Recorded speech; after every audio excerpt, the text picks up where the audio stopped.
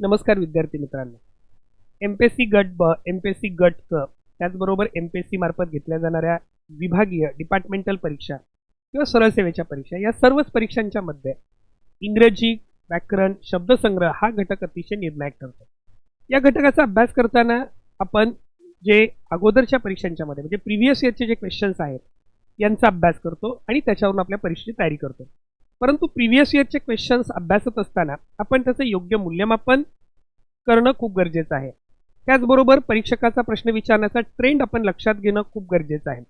आज आपण सफिक्स जो वर्ड मॉर्फॉलॉजी मधला सफिक्स हा जो घटक आहे या घटकाबद्दल चर्चा करणार आहोत. या घटकावर अगदी मागील अनेक वर्षांच्या प्रश्नपत्रिकांच्या मध्ये प्रश्न विचारलेले आहेत. आत्ता आपण या लेक्चरमध्ये एमपीएससी गट ब 2024च्या प्रश्नपत्रिकेनंतर ज्या परीक्षा झाल्या त्या परीक्षेमध्ये म्हणजे गेल्या वर्षभरामध्ये जे प्रश्न विचारलेले आहेत त्याच्याबद्दल आपण चर्चा करणार आहोत आणि त्याच्यावरून या घटकाची तयारी नेमकी कशी केली पाहिजे त्याबद्दल आपण बोलणार आहोत. पहिला प्रश्न आहे the suffix which correctly changes the word coward into its noun form is. Suffix या शब्दाचाच मुळात अर्थ होतो प्रत्यय. The letters or group of letter that is added at the end of the word to make it meaningful. आता कोणताही अक्षर असेल किंवा अक्षरांचा समूह असेल जो शब्दाच्या शेवटी जोडला जातो आणि त्याच्यातून एक अर्थपूर्ण आपण शब्द तयार करतो त्याला आपण सफिक्स असं म्हणतो. सफिक्समुळे मुख्यतः शब्दांच्या जातीमध्ये बदल होतो. म्हणजे समजा वर्बचं नाउन केलं जातं, नाउनचं ॲडजेक्टिव्ह केलं जातं, ॲडजेक्टिव्हचं ॲडव्हर्ब केलं जातं, वर्बचं रूपांतर ॲडव्हर्बमध्ये केलं जातं, ॲडजेक्टिव्हचं रूपांतर नाउनमध्ये केलं जातं. यासाठी आपल्याला हे सफिक्सेस जास्त महत्त्वाचे गरजेचे आहेत.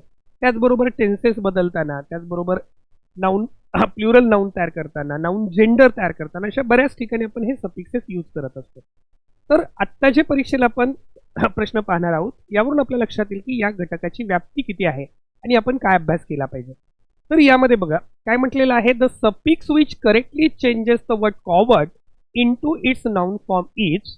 ऑप्शन्स आहेत ISM, NESSICECY. The word coward is itself a noun. Coward हा जो शब्दच मुळात नाम आहे. Coward means a very timid person. अतिशय भित्री व्यक्ती. तिला आपण coward असं म्हणतो. A very timid person. आता यापासून आपल्याला नाउन तयार करायचंय म्हणजे कॉवर्ड हे कॉमन नाउन आहे. त्याच्यापासून आपल्याला अब्स्ट्रॅक्ट नाउन तयार करायचं. आता अब्स्ट्रॅक्ट नाउन तयार करायचं असेल तर कॉवर्डिझम असं आपण म्हणणार नाही. बहिवाद वगैरे असा काही शब्द नाही. कॉवर्डनेस हा जो शब्द आहे असं आपण इन्फॉर्मल इंग्लिशमध्ये म्हणू पण स्टँडर्ड इंग्लिशमध्ये कॉवर्डनेस असं म्हटलं जात नाही. तर याच्यापासून जे नाउन तयार करायचं आहे, अब्स्ट्रॅक्ट नाउन तयार करायचं आहे तर आपल्याला त्यासाठी सफिक्स कोणता ॲड करावा लागणार आहे ICE आणि मग कॉवर्डिस हा वर्ड तयार होईल की जे अब्स्ट्रॅक्ट नाउन असेल. आणि त्यामुळे या प्रश्नाचं जे उत्तर आहे हे पर्याय क्रमांक 2 असणार आहे. Only C. सेकंड क्वेश्चन आहे हा जो क्वेश्चन होता हा राज्य उत्पादन शुल्क परीक्षा, राज्य उत्पादन शुल्क विभागाची जी खात्यांतर्गत परीक्षा आहे यावर्षी 23 सप्टेंबर 2025ला झालेली या परीक्षेमध्ये विचारला होता. पुढचा प्रश्न आपण पाहू शकतो. ट्रान्सलेटर, मराठी ट्रान्सलेटरची जी 17 ऑगस्ट 2025ला परीक्षा झाली त्या प्रश्नपत्रिकेमधला आहे. The correct adjective forming suffix for the noun queen is.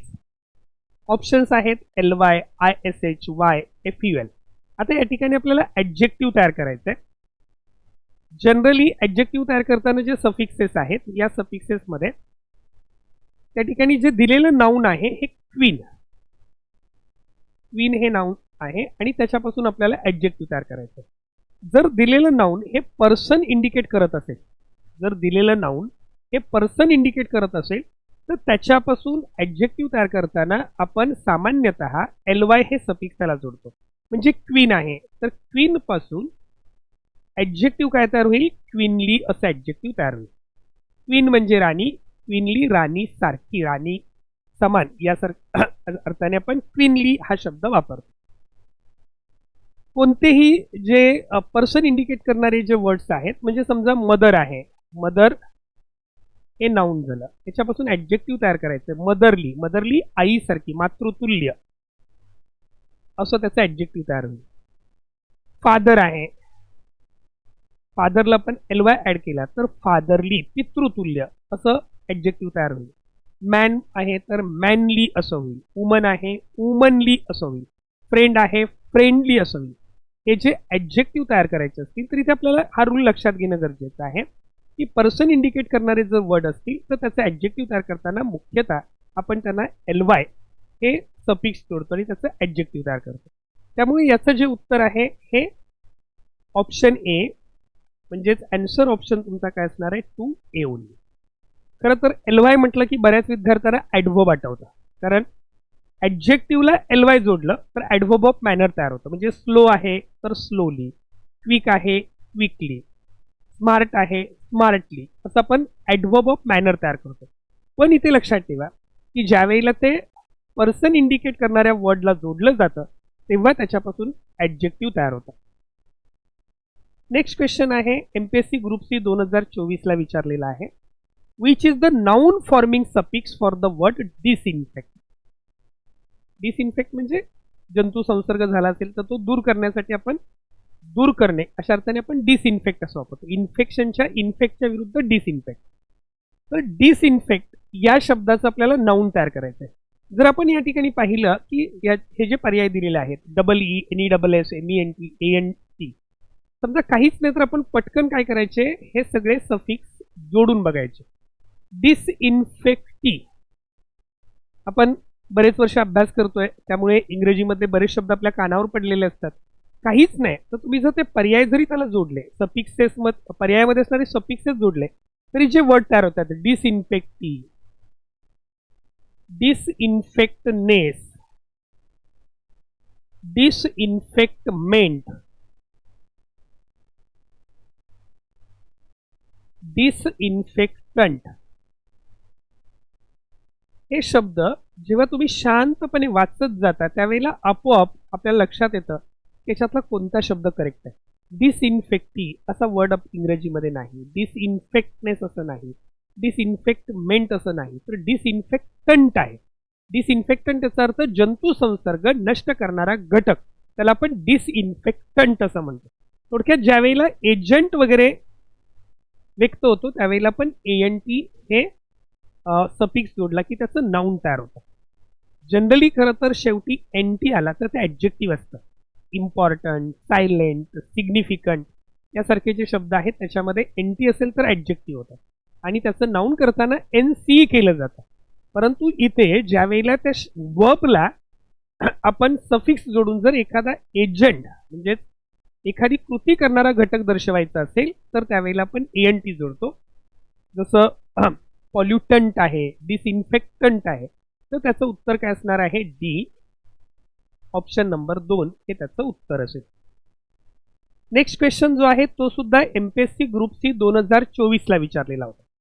याचाच अर्थ तुमच्या लक्षात येतो की या घटकावर तुमच्या MPSC ग्रुप बीच्या, MPSC ग्रुप सीच्या 2025च्या प्रश्नपत्रिकेमध्ये सुद्धा 1 किंवा 2 प्रश्न हमखास विचारले जाणार आहेत.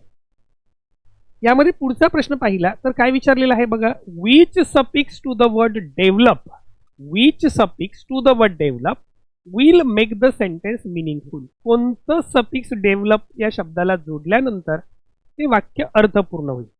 आणि या ठिकाणी आपण पाहू शकतो प्रश्न आहे, सेंटेन्स आहे, the develop dash of the new technology has seen significant improvement. इथे सुद्धा तुम्ही अगदी developer of the new technology असं बोललात, developed of the new technology म्हटलात, development of the new technology म्हटलात की लगेच it sounds better. The development of the new technology, नवीन तंत्रज्ञानाचा विकास असं जेव्हा आपण म्हणतो त्याला पटकन आपल्या लक्षात येतं की अरे हे करेक्ट असणार आहे. आणि याच्यामध्ये काही गोष्टी आपल्याला पाहाव्या लागतात.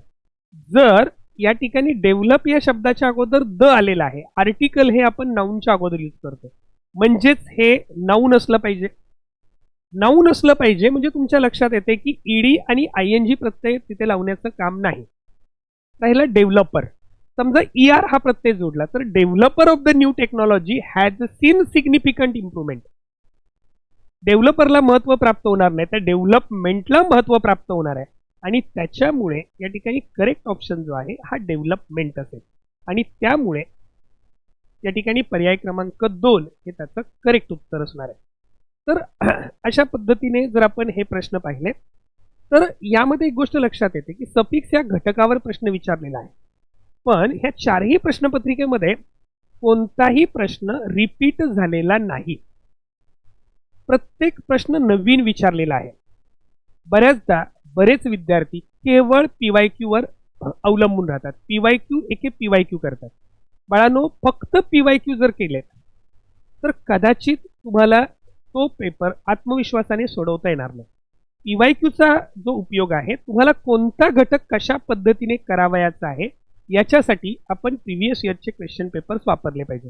म्हणजे हे 4 प्रश्न पाहिल्यानंतर तुमच्या लक्षात आलं की एका प्रश्नामध्ये नाउन फॉर्मिंग सफिक्स विचारलेलं होतं, तर एका प्रश्नामध्ये ॲडजेक्टिव्ह फॉर्मिंग सफिक्स विचारलेलं होतं. तर मग आपल्या लक्षात येणं गरजेचं आहे की कदाचित पुढच्या परीक्षेमध्ये एखादं वर्ब फॉर्मिंग सफिक्स विचारलं जाऊ शकतं, एखादं ॲडवर्ब फॉर्मिंग सफिक्स विचारलं जाऊ शकतं.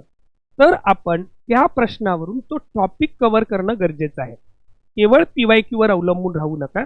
तर तो PYQ ज्या घटकामध्ये विचारलेला आहे त्या घटकामध्ये परीक्षक अजून कुठे पुढे जातो.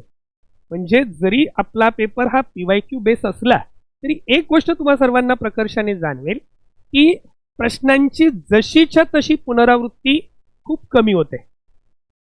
प्रत्येक प्रश्न हा जुन्या प्रश्नपत्रिकेवर आधारलेला असतो. प्रत्येक प्रश्न परीक्षक सेट करताना बऱ्याचदा जुन्या प्रश्नपत्रिकेवर सेट करतो, परंतु तो जसाच्या तसा परीक्षेला शक्यतो विचारला जात नाही.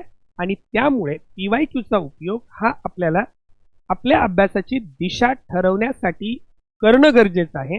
PYQ म्हणजे संपूर्ण अभ्यास हे सूत्र कुठेतरी मनातून काढून टाका. कदाचित येणाऱ्या परीक्षेमध्ये तुम्हाला परीक्षा पेपर दिल्यानंतर ते जाणवलं तर कदाचित थोडा उशीर झालेला असेल. त्याच्या अगोदरच सर्वांनी या अनुषंगाने या घटकाची तयारी करा. तुम्हाला वर्ड मॉर्फॉलॉजीबद्दल जर असं वाटत असेल की मी एक विस्तृत लेक्चर घ्यावं तर या घटकावर मी नक्की एक अतिशय विस्तृत असं लेक्चर घेईल की त्याच्या बाहेर परीक्षेतला कोणताही प्रश्न विचारला जाणार नाही अशा स्वरूपाचं एक लेक्चर घेईल. खरोखरच तुम्हाला हा व्हिडिओ लेक्चर जर आवडला असेल तर तशी कमेंट मला करा. पुढच्या लेक्चरची सूचना द्या. मी 100% तुम्हाला अतिशय सुंदर पद्धतीने या विषयाची मांडणी करून देईल की जेणेकरून याच्यावर कोणताही प्रश्न विचारला म्हणजे सफिक्स जे आहेत किंवा प्रेफिक्सेस जे आहेत किंवा वर्ड मॉर्फॉलॉजीचा जर तुम्ही अभ्यास केलात तर एका सफिक्सवरून किंवा एका प्रेफिक्सवरून आपण अनेक शब्दांची तयारी करतो. मग ते सिनोनिम्स आपल्याला बाय हार्ट करताना, अँटोनिम्स बाय हार्ट करताना त्यांचा उपयोग नक्की होतो. जरी हा घटक वर्ड मॉर्फॉलॉजी असा असला तरी तो व्होकॅब्लरीचा फाउंडेशन आहे. बेसिक कन्सेप्ट ज्या आहेत सगळ्या व्होकॅब्लरीच्या त्या या घटकामध्ये कव्हर होतात. त्यामुळे जर तुम्हाला खरोखरच व्हिडिओ आवडला असेल तर मला तसं कमेंट करा आणि मला सांगा की सर या घटकावर थोडंसं विस्तृत लेक्चर घ्या. मी नक्कीच पुढील आठवड्यामध्ये किंवा 1-2 दिवसामध्ये याच्यावरचं एक विस्तृत व्हिडिओ यूट्यूबला अपलोड करेन. आणि व्हिडिओ आवडला आहे तर नक्की लाईक करा. नवीन विद्यार्थी असाल तर चॅनलला सबस्क्राईब करा आणि स्पर्धा परीक्षेची तयारी करणाऱ्या आपल्या प्रामाणिक मित्रांच्यापर्यंत हा व्हिडिओ नक्की पाठवा. त्यांना नक्की याचा फायदा होईल. सर्व परीक्षार्थींना ओमकार अकॅडमीच्या वतीने खूप खूप शुभेच्छा. धन्यवाद.